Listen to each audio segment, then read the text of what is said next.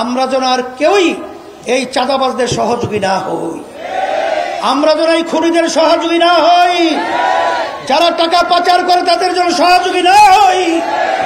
আমরা আর সেই বিদেশের দালাল হতে চাই না এবং তাদের আমরা কখনোই এই দেশ পরিচালনার তাদের এক কথায় প্রিসক্রিপশন আমরা দেখতে চাই না।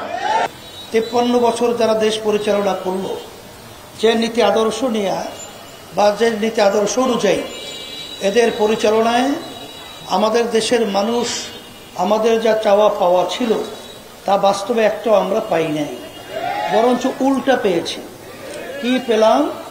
এই দেশটা তাদের পরিচালনায় 5 বার তাম দুনিয়ার ভিতরে চোরের দিক থেকে ফার্স্ট হয়েছিল। এদের পরিচালনা আমরা পেয়েছি হাজার হাজার মায়ের কোল সন্তান হারা হতে। এদের পরিচালনায় পেয়েছি আমাদের দেশের টাকাগুলো বিদেশে পাচার করতে।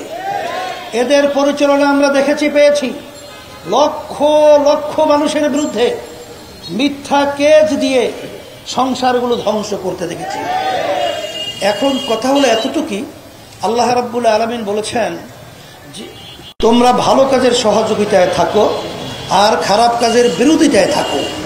সেই লক্ষ্যে 5ই আগস্টের পরে এখন বাংলাদেশের জমিন ইসলামের পক্ষে একটা উর্বর জমিন তৈরি হয়েছে। এখন এই জমিনে ফসল লাগাতে হবে এবং ফসল আমাদের ঘরে নিয়ে আসতে হবে। ওয়ালটন এখন দেশের সীমানা পেরিয়ে পৌঁছে গিয়েছে 50টিরও বেশি দেশে। ওয়ালটন, ঘরে ঘরে বিশ্বজুড়ে। যদি আমরা ভুল করি, 53 বছর ভুল করায় হাজার হাজার মায়ের কোল সন্তান হারা হলো, দেশের টাকা বিদেশে পাচার হলো, আয়না ঘর তৈরি হলো, পিলখানা হত্যাযজ্ঞ হলো, আমাদের শত শত ভাইরা আর কোনোদিন আলো দেখবে না, জীবনের তরে চক্ষু অন্ধ হয়ে গেল। এরপরে যখন নাকি দিল্লি সহ বিভিন্ন জায়গায় বৃষ্টি পড়তো, আমাদের দেশে এরা ছাতা ধরত। আমরা আর সেই বিদেশের দালাল হতে চাই না এবং তাদের আমরা কখনোই এই দেশ পরিচালনার তাদের এক কথায় প্রিসক্রিপশন আমরা দেখতে চাই না। এই পরিবর্তনের জন্য আমি সকল কথা আহ্বান জানাবো। বিএনপি, আওয়ামী লীগ, জাতীয় পার্টি তাদের শাসন আমরা দেখেছি, কিন্তু ইসলামী নীতি আদর্শের শাসন আমরা এখনো দেখি নাই।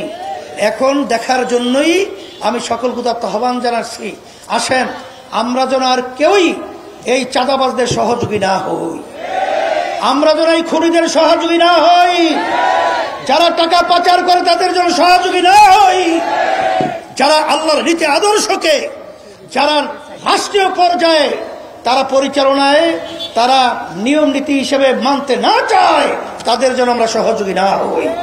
এই জন্য আমি সকল কথা আহ্বান জানাবো, আপনাদের ঢাকা 6 আসনে আমাদের সম্ভাব্য প্রার্থী এবং বিভিন্ন পর্যায়ে যে আমাদের বলা হয়েছে মনোহর হোসেন ভাই এবং পরামর্শকে আরো জানানো হবে, তাকে আমরা হাত পাখা হাতে দিয়ে আপনাদের সামনে আমানত হিসেবে রেখে গেলাম। আল্লাহ রাব্বুল আলামিন তাকে ইসলামের জন্য, দ্বীনের জন্য, মানবতার কল্যাণের জন্য আল্লাহ কবুল করুন। এখন সবাই দোয়া করি, আল্লাহুম্মা আমিন। রব্বানা আতিনা ফিদ দুনিয়া হাসানাহ ওয়া ফিল আখিরাতি হাসানাহ ওয়া কিনা আযাবান নার বিরহমাতিকা ইয়া আরহামার রাহিমিন।